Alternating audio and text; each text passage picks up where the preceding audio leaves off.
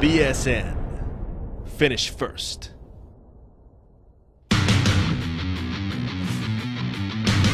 Today on MMA 101. One of the aspects of the fight game that I've really embraced is the mental aspect. So I'm just going to try and touch him, just land little shots and just find him. He's going to hit me and I'm going to miss him. Yeah, of course I'm going to be the aggressor, you know. It's got to be some intelligent aggression with the plan.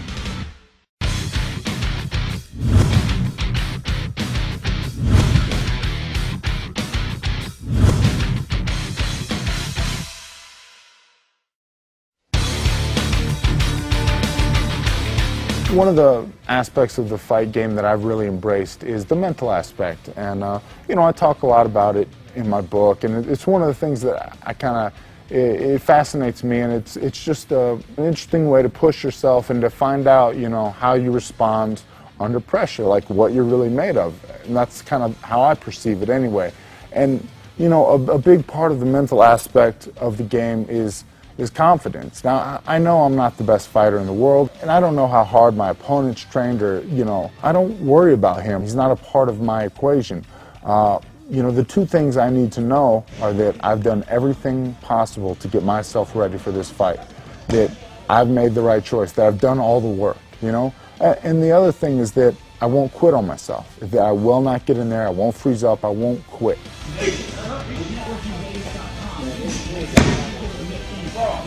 You know, the first thing is right in line with the second. The first thing, hitting all your workouts, you know. Guys say I gave 110%. I looked it up. My last fight, I gave 84%. You know, I just kept a log of the workouts I intended to do and what I actually did. And, you know, that's actually pretty good. 85% is not horrible if you're, you know, it's not an A. So next time I try and get an A, get 90%. But, you know, be realistic. Set this beautiful training routine that you're going to go. Follow it and see what happens, you know, and that way you kind of learn and get better each fight, or each time you have, you know, any big performance thing that's going to generate this anxiety. And as far as knowing that you're not going to quit on yourself, you know, you do that when you do your conditioning. At the end of the day, you're already tired. You run on the treadmill. Once you get on there, you tell yourself, I'm going to do this. You're accountable to yourself. Or, you know, a lot of times I'll work with a trainer, and it's just about not stopping. It's just about finishing the workout. You know, obviously I think he's maybe the best fighter, pound for pound, in the world. MMA 101 is brought to you by Synthesix, the official protein beverage of the UFC.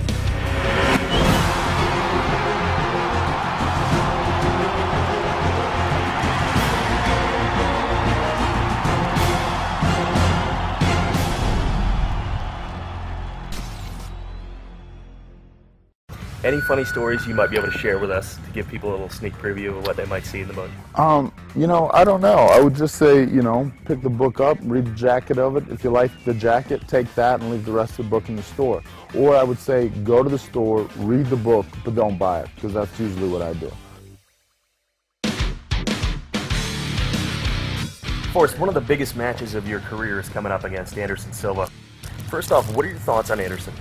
And what do you feel like your advantages are going into this match? You know, obviously I think he's maybe the best fighter, pound for pound, in the world. You know, my biggest challenge with him is just the fact that he's a southpaw and his quickness. You know, you see a lot of guys get frustrated because he hits you and then they can't hit him back, so they try to commit more and try and, you know, they're really trying to hit him, and they're loading up and just making themselves slower. So I'm just going to try and touch him, just land little shots and just find him. He's going to hit me and I'm going to miss him.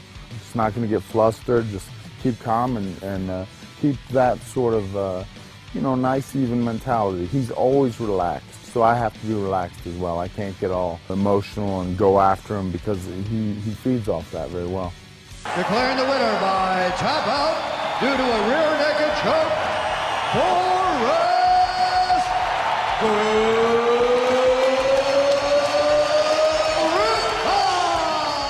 know, guys always say, I want to fight the best, I want to fight the best. I've never said that. I want to fight, you know, semi-capable people. That's what I want to fight. I want to fight like people that are really on their last limb. fighting a guy like Anderson Silva gives you, it gives you an opportunity to really test yourself, just as a person, as a man, as anything, and say, can I deal with this? Can I deal with the pressure? I was just watching his tapes, and I thought to myself, man, he's making really good guys just look bad. Forrest is a great fighter, and I'm not really focused on his disadvantages that I can exploit on, but I'm really going to be focused on what he's strong at. Forrest has a very effective kick. Now I'm going to go in there and train really hard to do everything I can to defend the kicks. Yeah, of course I'm going to be the aggressor, It's got to be some intelligent aggression with the plan. Everybody should lose a fight.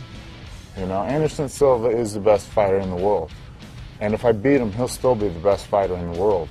But he should be polite and lose a fight like the rest of us. Next week on MMA 101. Conditioning is the one thing that really, you can always work it. You can always work it by yourself. You can always be in a little better shape.